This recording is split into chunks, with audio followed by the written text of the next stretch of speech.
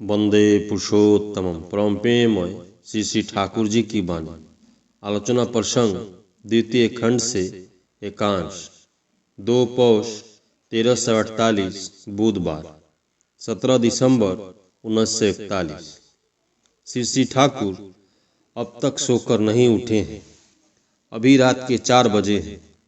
प्रकृति में एक रहस्यमय स्तब्धता विराज कर रही है। चारों ओर अंधियाली छाई है। सामने के विराट चर में कालीमा छाई है। किसी ओर से किसी तरह का शब्द नहीं। ताशु के टीनों से टप टप की ओस की बूंदें टपक रही है, जिसके शब्द सुनाई पड़ रहे हैं।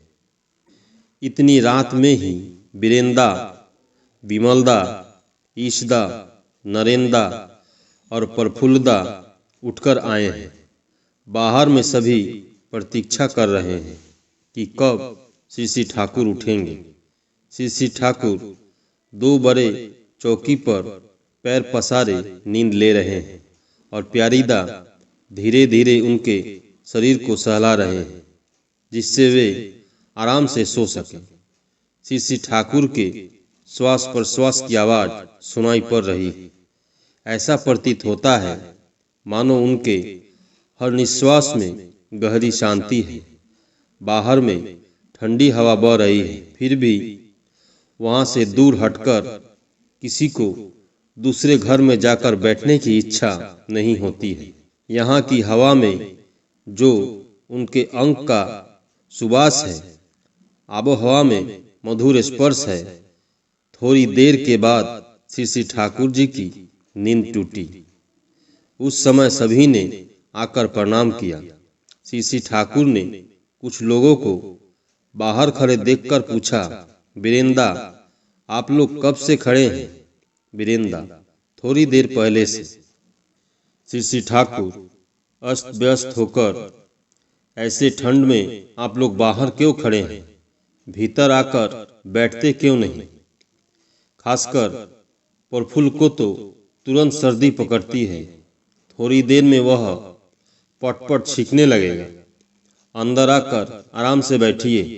इस तरह ठंड लगाना अच्छा नहीं है। वीरेंदा, आप सोए हुए थे, इसलिए हम लोग भीतर नहीं गए, और वैसी ठंडक भी नहीं है। श्री श्री ठाकुर, मैं सोया हुआ था, उससे क्या हुआ?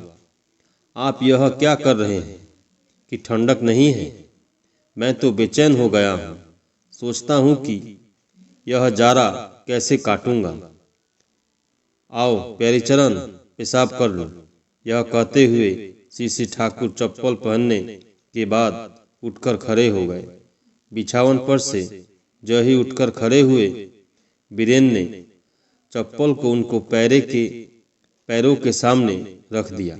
श्री श्री ठाकुर के बाहर होने के साथ साथ प्यारीदा भी गमछा झाड़ी लेकर निकल पड़े।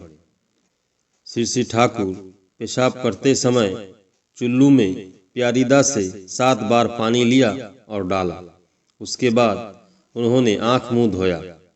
उसके बाद उन्होंने गमछे से हाथ मुंह पोंछा। जिस रूप में गमछा चपोता हुआ था, उसी रूप में चपोत कर उन्होंने प्यारीदा के हाथ में दिया।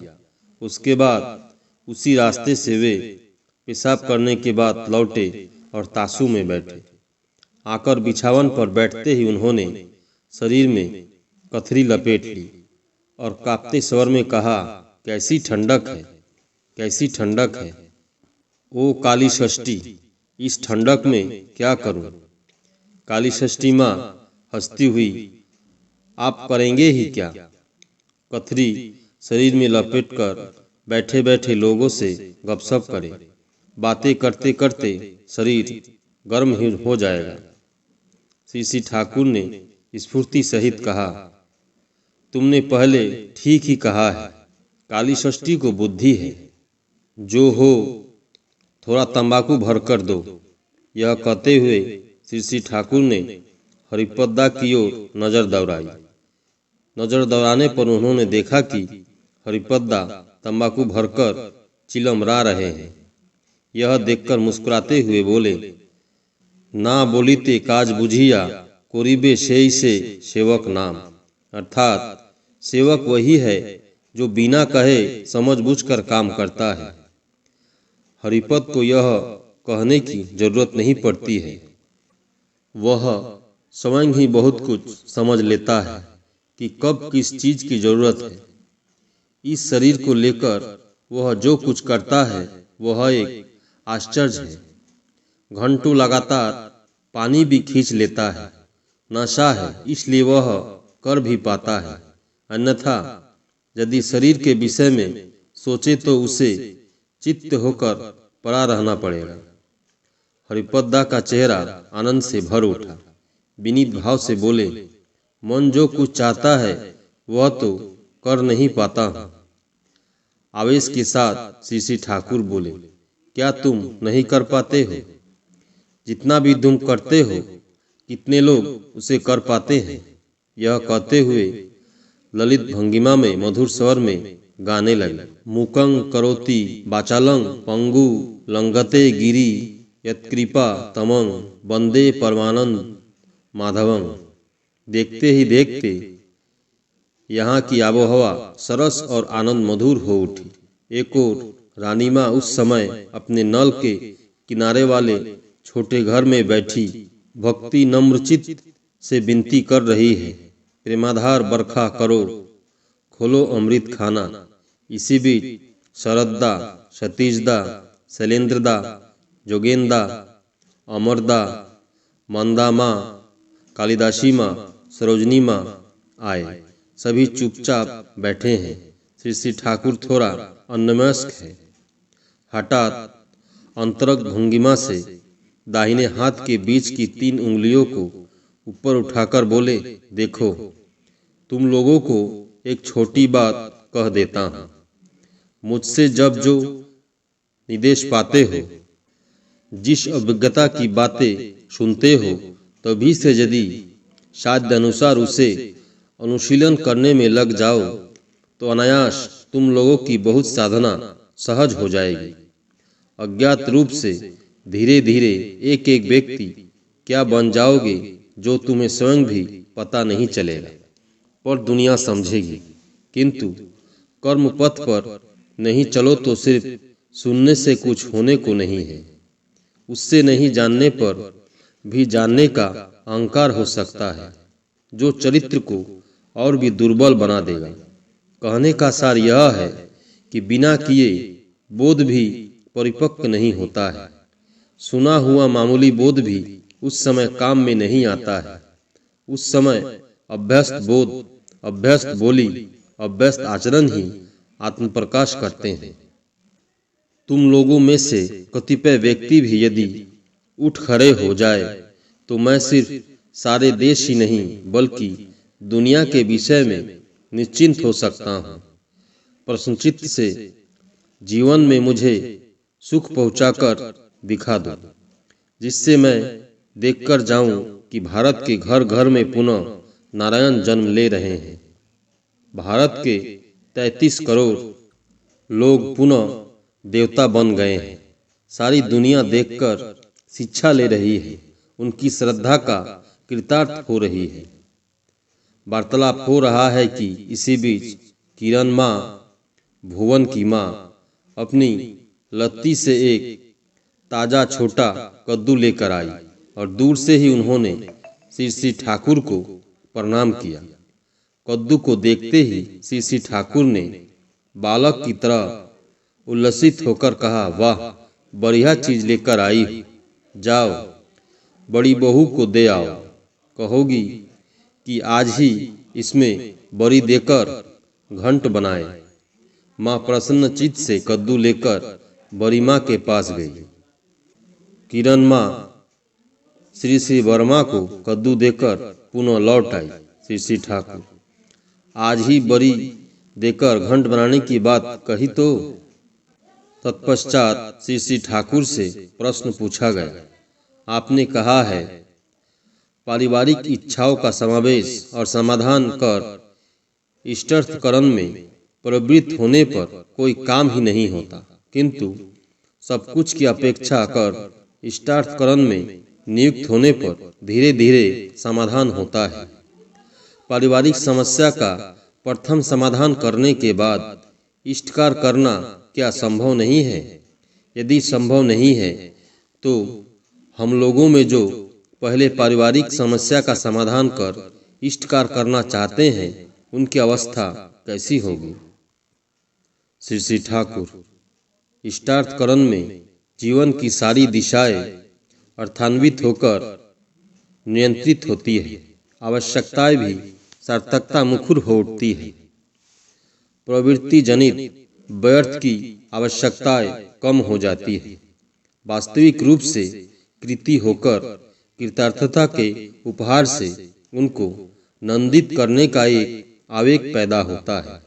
उससे ही आता है जिज्ञासा भाव, काम करने का रास्ता, सूझबूझ, कहाँ पर कब क्या करना है, किसे क्या कहना है, किसके साथ कैसा व्यवहार करना है, बाधाओं को किस प्रकार विनयस्त कर लाभजनक बनाना है, सहायता किस ढंग और किस माध्यम से मिल सकती है, अपना अभ्यास, व्यवहार, चाल चलन किस प्रकार दुरुस्त करना है इत्यादि सारे विषयों में उस समय सूक्ष्मन्वित ध्यानशील कर्म तत्परता आती है, जिसके द्वारा सबों के समाधान सहित एक ठोस अभिज्ञता की दुनिया उदित होता है।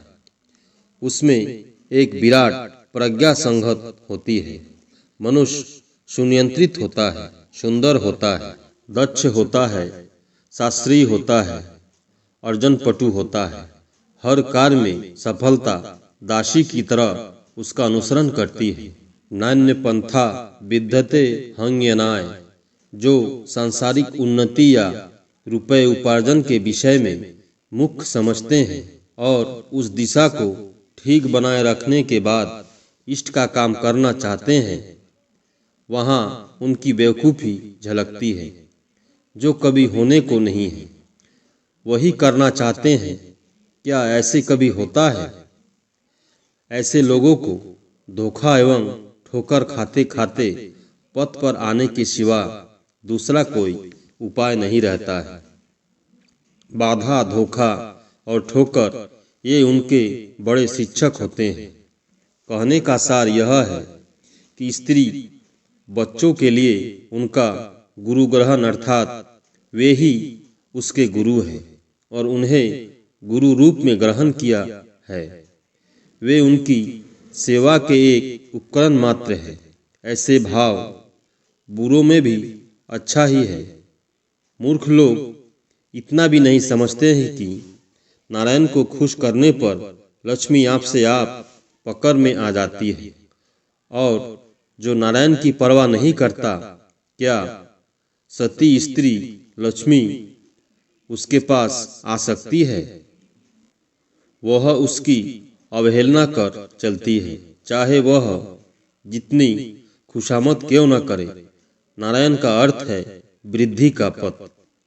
मूर्त नारायण में युक्त होकर उन्हें जीवन में मुख्य बनाकर वास्तविक रूप से वृद्धि एवं विस्तार के पथ पर चलना है, तभी नारायण पूजा सार्थक होगी। लक्ष्मी भी डाली लेकर उनके यहाँ आएगी। उनके बिना जो उन्नति नहीं होती है उसका भी कारण है। मनुष्य प्रवृत्ति पंथी जब बन जाता है तो उसके लिए रुपए ही मुख्य बन जाते हैं और मनुष्य गौण बन जाता है। वह मनुष्य का संस्रव खो बैठता है, मनुष्य को उपेक्षा करता है। वृद्धि एवं विस्तार के पथ पर चलने के बजाय क्षय और संकोच के पथ पर चलता है। इस प्रकार अंध संघात के पथ पर व्यर्थता की दिशा में अग्रसर होता है। जहाँ पारिवारिक जीवन में सार्थकता आती है, उसके मूल में तुम देखोगे कि माता पिता या गुरु के लिए स्त्री, पुत्र, रुपए, पैसे सब कुछ है। इसलिए जीवन के आरंभ में है ब्रह्मचर्य आश्रम, उसके बाद गृहस्थ, ईर्ष्या, आक्रोश या हिनत्व बुद्धि से मनुष्य कहीं भी बड़ा नहीं बनता है, कृति नहीं होता है, सेवाप्राण नहीं होता है। ऐसी बात नहीं है, किंतु वह कर्म या उस रूप में बनना उसके चरित्र को समृद्ध नहीं करता। सार्थकता का कोई केंद्र नहीं रहने के फलस्वरूप उसका जीवन भी सार्थक नहीं होता है। जिस प्रवृत्ति प्ररोचना के फलस्वरूप वह बड़ा होता है उसमें बर्बादी का बीज निहित रहता है। उस समय वह इस दुनिया को तुच्छ समझता है, मनुष्य को मनुष्य नहीं समझता है। अत्याचार, अन्याय या अपमान करने से उसे कोई हिचक नहीं होती। इस प्रकार वह पारिपार्श्विक को तबाह कर देता है। उसकी प्रतिक्रिया में वह अपने जाल में स्वयं ही फंस जाता है। रावण के विषय में एक बार सोचकर देखो ना, उसकी तरह शक्तिशाली और संपन्न व्यक्ति कितने थे, अंत में उसकी कैसी दशा हुई। तुम्हारे अगल मगल में भी ऐसे अनेकों उदाहरण देखने को मिलेंगे। इसलिए कहता हूँ, सुखी और सार्थक होने का एक ही पथ है, दूसरा नहीं। परम प्रेममय श्री ठाकुर। सभी गुरु भाई एवं माँ को जय गुरु।